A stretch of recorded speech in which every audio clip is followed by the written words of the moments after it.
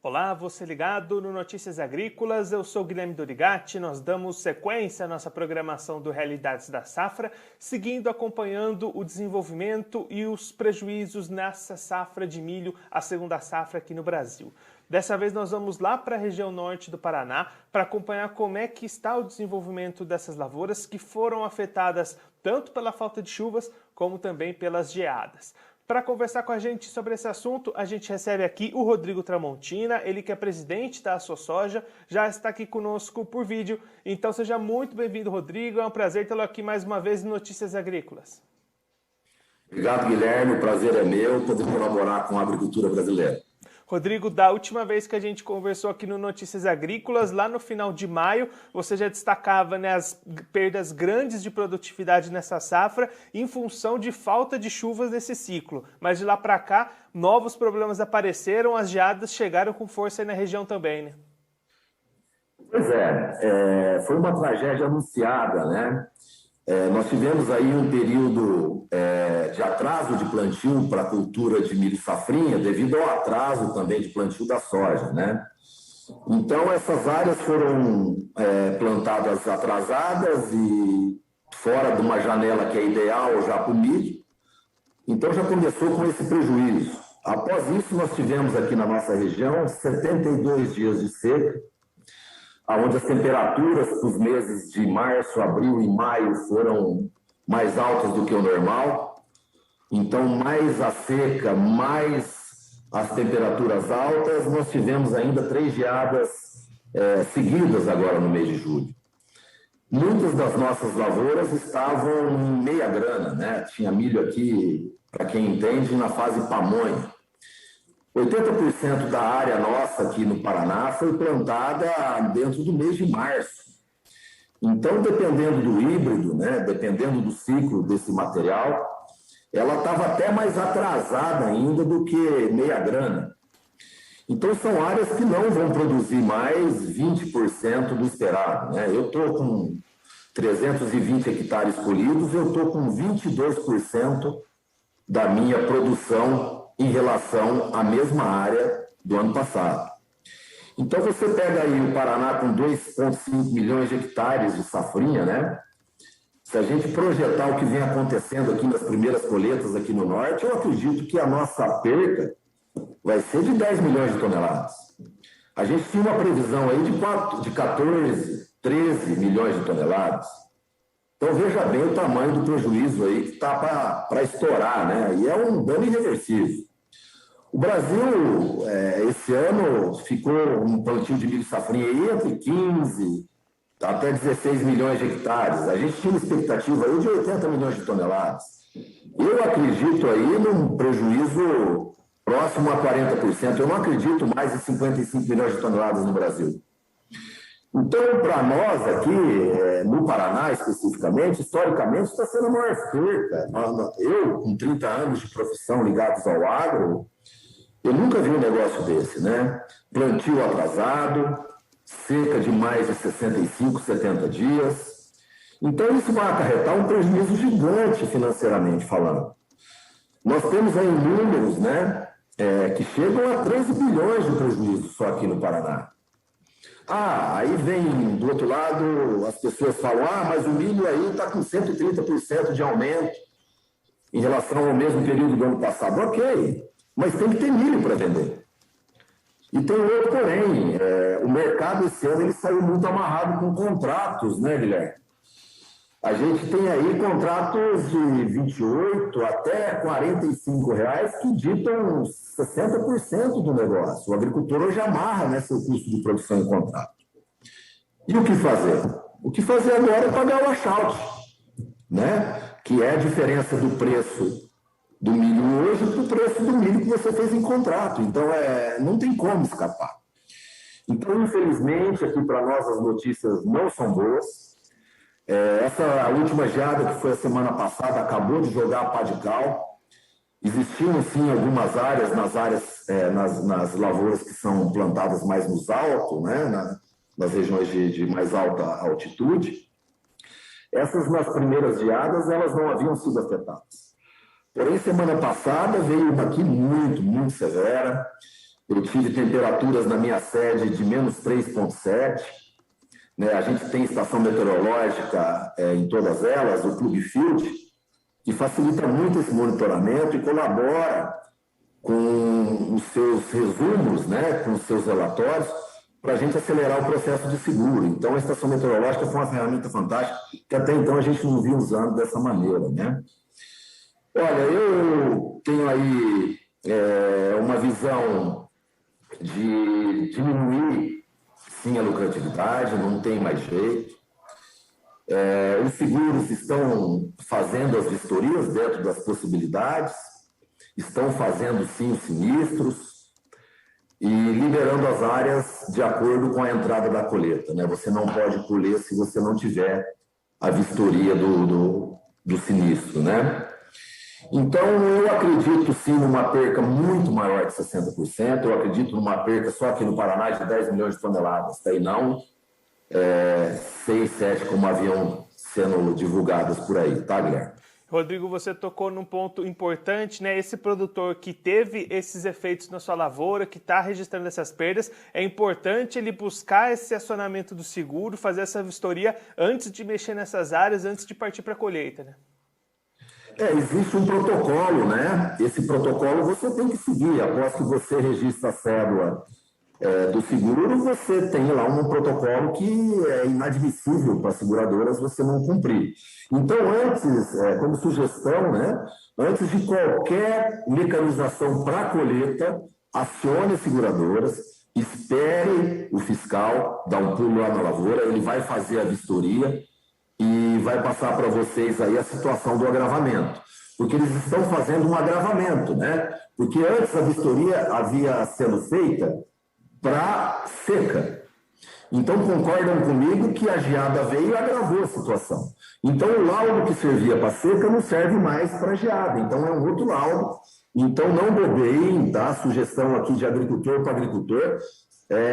Acionem o seguro antes da colheita para não terem mais um prejuízo aí, tá? E, Rodrigo, falando daquele pessoal que tinha os contratos já firmados que você comentou, vai ficar difícil cumprir? O que ele precisa fazer? Qual que é o caminho que o produtor busca a partir de agora, vendo que não vai conseguir cumprir o contrato que ele tinha firmado? Ele tem que procurar a entidade de captação de grãos que ele negociou o contrato, cooperativas, revendas e qualquer outro órgão que capta grãos e negocia com as trades, expor a real situação e negociar, né? Que na verdade essa negociação ela já é fechada também, né? Você paga o washout, né? Que é a diferença do preço que está hoje para o preço que você negociou no contrato. Então, um exemplo, quem fez contrato a 40 e hoje o milho está 97, esse agricultor tem que pagar R$57 de washout, é como se fosse uma multa, tá? Infelizmente, é a única opção que sobrou para nós. Então, o prejuízo é grande, sim, viu? Como eu já disse, historicamente, eu nunca vi isso acontecer. Eu não lembro disso ter acontecido aí, tá? E aí, Rodrigo, quando é que a gente deve ter um avanço dos trabalhos de colheita nessas áreas que ainda vão poder ser colhidas para a gente ter uma ideia final, uma ideia mais concreta do tamanho dessa produção? Eu acredito que no norte do Paraná, e vou estender agora a informação para o Paraná. No norte do Paraná, nós não temos 3% da área colhida de milho. No Paraná, não se chega a 15%, tá? Nós vamos ter um bom número quando isso atingir os seus 40% de área colhida, que vai ser mais ou menos aí início no mês de setembro, final do mês de agosto, né? Nós já vamos ter um número aí que já vai demonstrar o tamanho dessa tragédia que já estava anunciada. Mas os números e as avaliações não mentem, né? Quando você faz um protocolo de análise técnica para avaliação da produtividade futura, você já vai ver que milharais não tinham já espigas devido à seca, porque houve o dessincronizamento das espigas com pendoamento. Depois veio a geada e pegou ele na meia grana. E o que está acontecendo agora também é que está dando muito grão ardido. A espiga, os grãos da espiga, elas brotam pós-geada. Isso favorece a penetração de alguns patógenos nos grãos e causa um apodrecimento, que a gente trata como grão ardido, né? Então, eu passei, inclusive, algumas fotos aí para notícias, é terrível. Ontem eu tive uma carga de 48% de grão-ardida, 48% de desconto. E isso o seguro não cobre. Né? É interessante esse método de análise aí das seguradoras, porém nós estamos aí discutindo uma solução, mas o grão-ardido está sendo assim terrível esse ano, porque pegou o milho numa fase fenológica que ele acabou brotando após a geada, porque ele jogou água fora, ele morreu, né? O pé morreu, ele joga água fora, e isso ocasiona brotamento. O brotamento ocasiona o apodrecimento dos grãos. Então está sendo uma série, uma bateria de situações aqui até então desconhecidas, pelo menos por mim, tá? É claro, Rodrigo, a gente está trazendo aqui, né, essa análise, essa visão do lado do produtor, do lado da produção Sim. do grão, mas a situação também vai ficar bastante complicada para outra ponta, né? O consumidor, a cadeia de proteínas, também vai ficar complicado para esse pessoal. Vai refletir diretamente nas granjas, né? Tanto de suínos como de avicultura, vão pagar o preço.